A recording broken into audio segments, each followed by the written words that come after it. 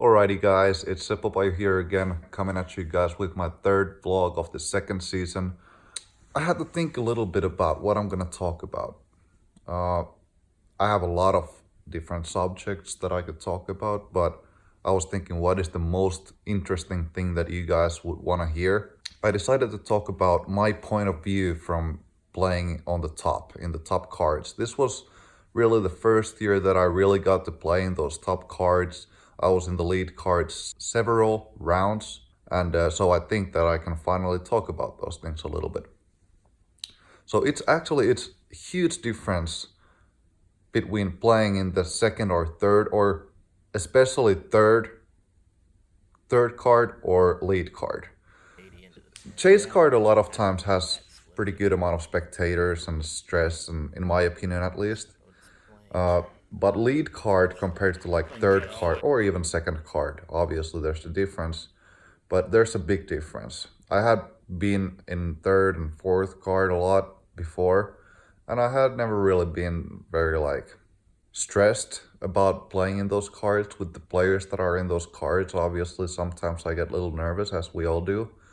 But yeah, so finally I got into those lead cards, and I realized that I got super nervous at first, like Konopiste, for example.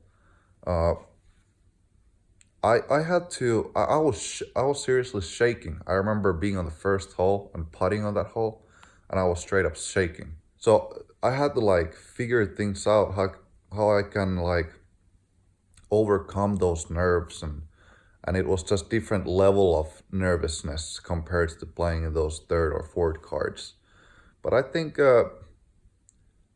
in Konopiste already, even though I was in the lead card, I had already learned a lot from playing in those chase and third cards that I was able to handle it.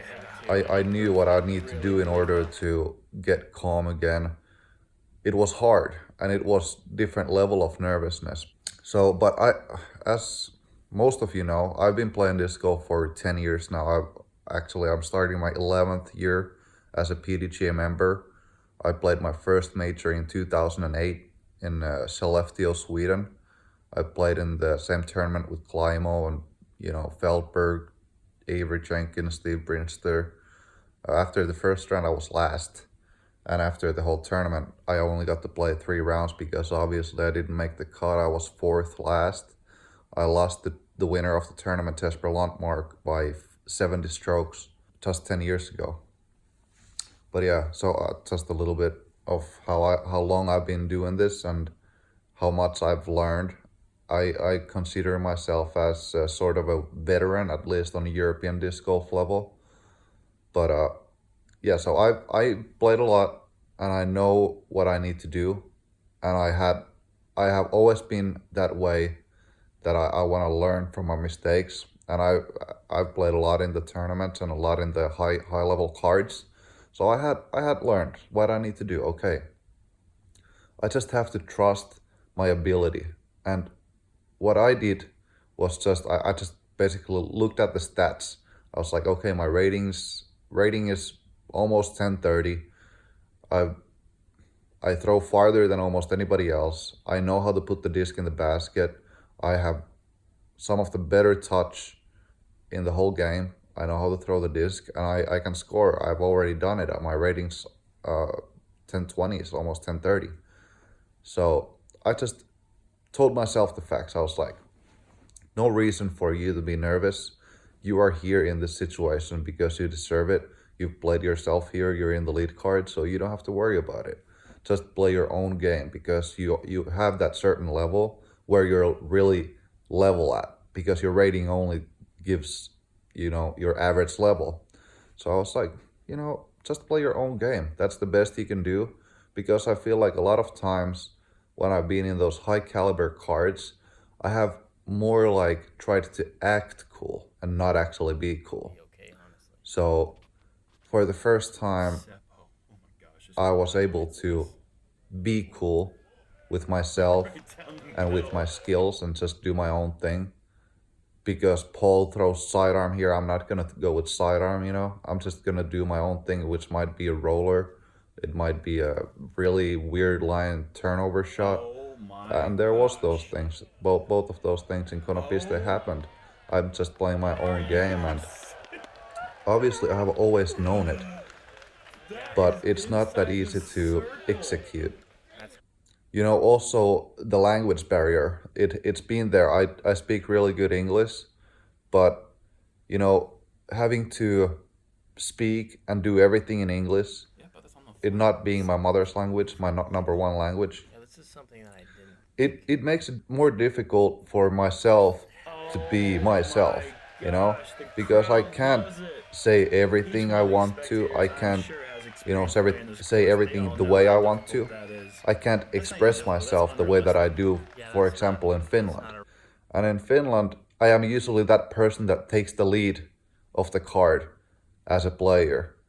You know, I am the one that says the rules. I'm the one that calls it OB or not, and stuff like that. And having to speak in English and be with in the lead card with Paul and Ricky and Eagle and such great players, you know, it kind of, you know, made me a little bit weaker in that sense and all that. So I wasn't able to be myself, you know. But now in Konopiste and all these other tournaments this year, I was able to find myself, play my own game, and act my normal self, and it's a huge difference. You know, you just have to be 100% yourself and play your own game on every single level. So that's how I overcame the nerves. I'm glad I did, and now I think it's easier for me to stay in those lead cards, which I already did in a lot of these tournaments later in the year.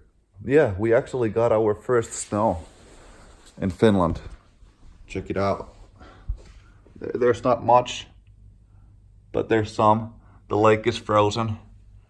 There's actually one spot that is not frozen, and the swans are gone. Actually, there's been like bunch of swans in there in that wet spot. But yeah, I'm actually, because we got the snow yesterday. I'm gonna go enjoy the snow a little bit and play a little snow round. You guys can come watch. I'll see you out there.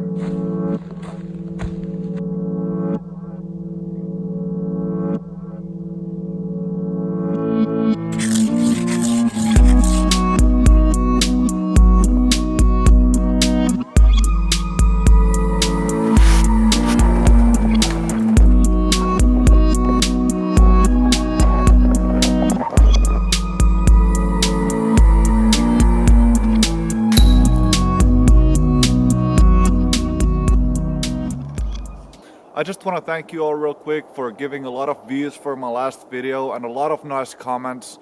There was over 100 comments in my last video and all of them were really positive. It's really nice to hear and it gives me good confidence for my new putting. I want to give away one of my old M3s. This is from like 2015. One of my all-time favorite mids. Really straight, and I'm giving this away to one of you. Comment something nice in the comment section once again as you did last time, and one of you is gonna win this M3.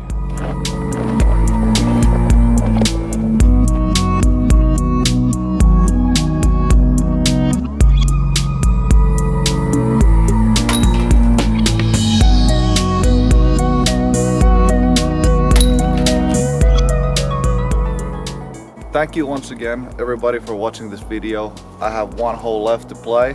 Remember to comment something in the comment section in order to win this M3, and I'm gonna see you guys next week.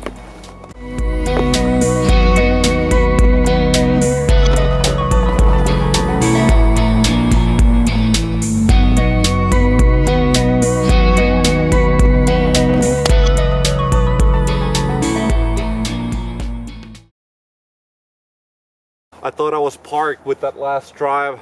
I still have like 30 footer to make.